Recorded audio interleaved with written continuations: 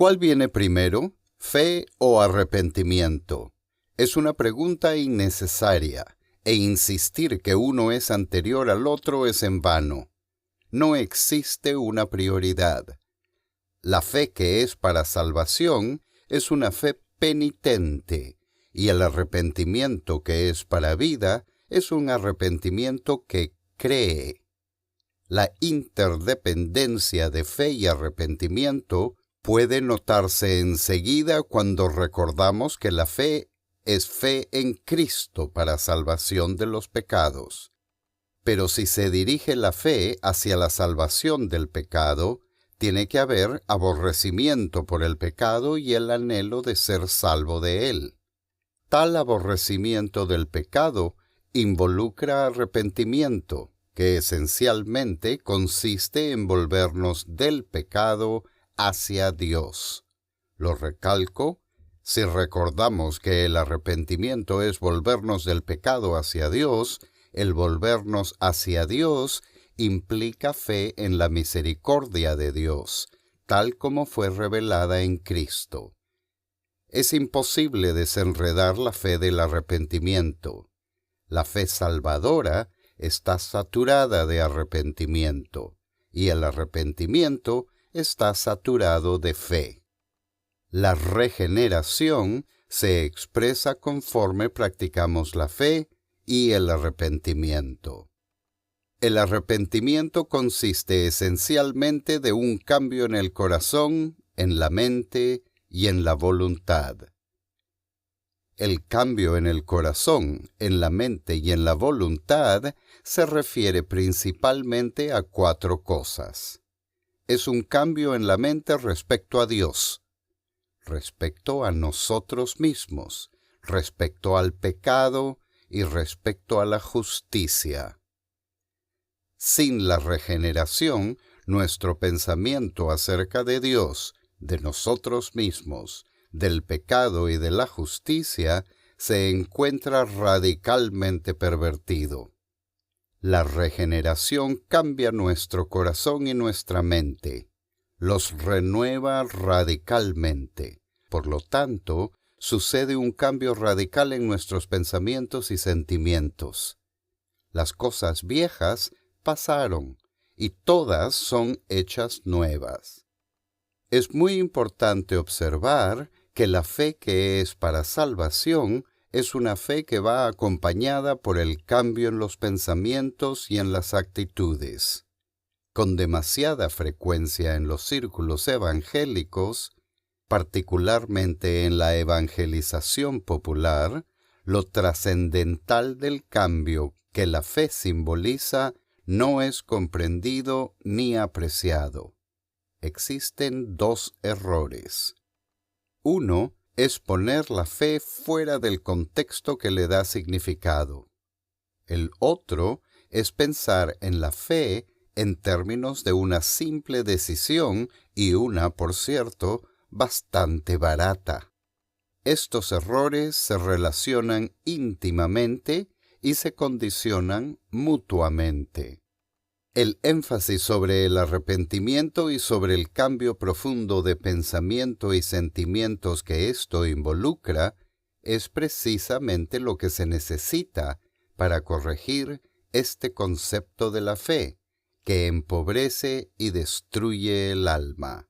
La naturaleza del arrepentimiento sirve para acentuar la urgencia de las cuestiones en juego en la demanda del Evangelio.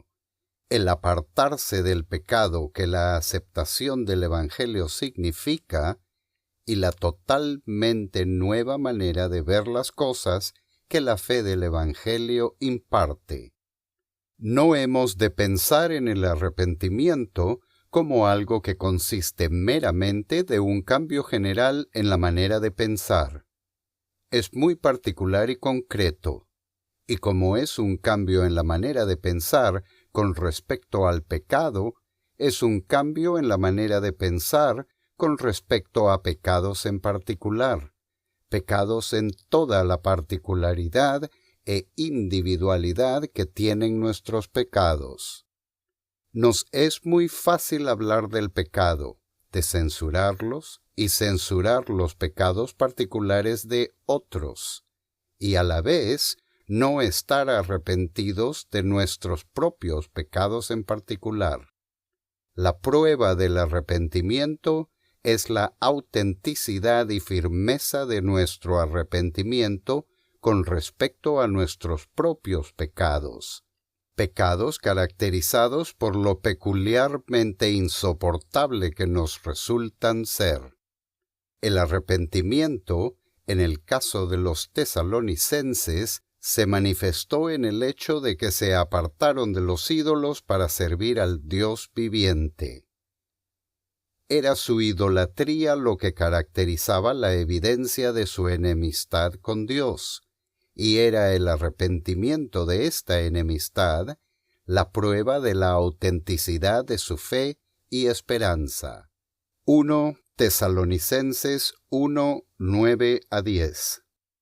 El Evangelio no es sólo que por gracia somos salvos por medio de la fe, sino que es también el Evangelio de arrepentimiento. Cuando Jesús, después de su resurrección, abrió el entendimiento de sus discípulos, a fin de que pudieran comprender las Escrituras, les dijo: Así está escrito, y así fue necesario que el Cristo padeciese, y resucitase de los muertos al tercer día, y que se predicase en su nombre el arrepentimiento y el perdón de pecados en todas las naciones. Lucas 24, 46-47. Cuando Pedro predicó a las multitudes en Pentecostés, se sintieron constreñidos a decir: «Varones hermanos, ¿qué haremos?» Pedro respondió: «Arrepentíos y bautícese cada uno de vosotros en el nombre de Jesucristo, para perdón de los pecados». Hechos 2, 37-38.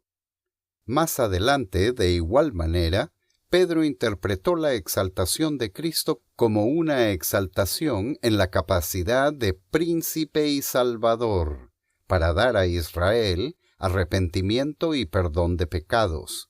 Hechos 5:31.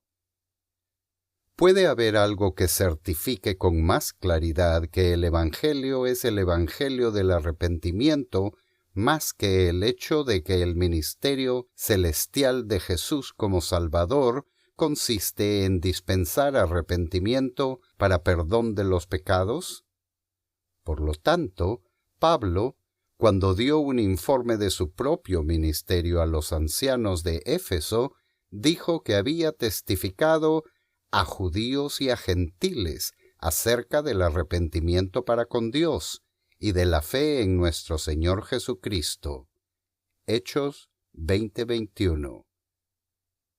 Y el escritor de la epístola a los Hebreos indica que el arrepentimiento de obras muertas es uno de los primeros principios de la doctrina de Cristo. Hebreos 6:1. No puede ser de otra manera. La vida nueva en Cristo Jesús significa que las ataduras que nos amarran al dominio del pecado han sido rotas. El creyente está muerto al pecado por el cuerpo de Cristo.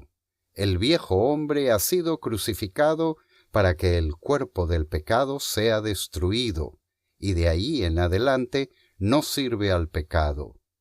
Romanos 6, 2, 6.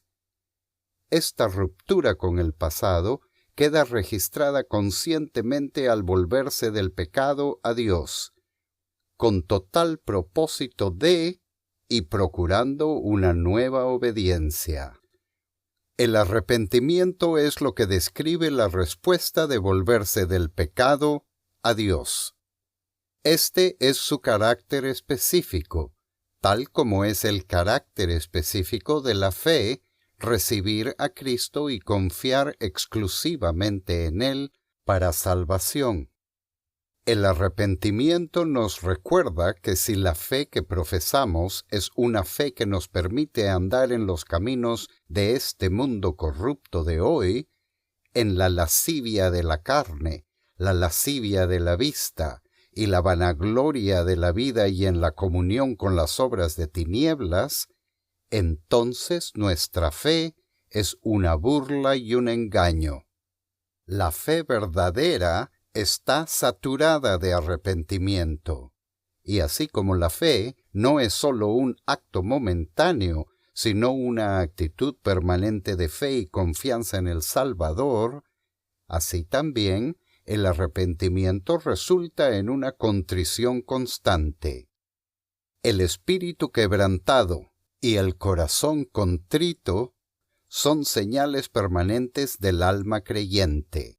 La sangre de Cristo es el lavabo del limpiamiento inicial, pero es también la fuente a la cual el creyente tiene que recurrir continuamente. Es en la cruz de Cristo que el arrepentimiento tiene su comienzo. Es en la cruz de Cristo que tiene que seguir revelando sus sentimientos en las lágrimas de confesión y contrición.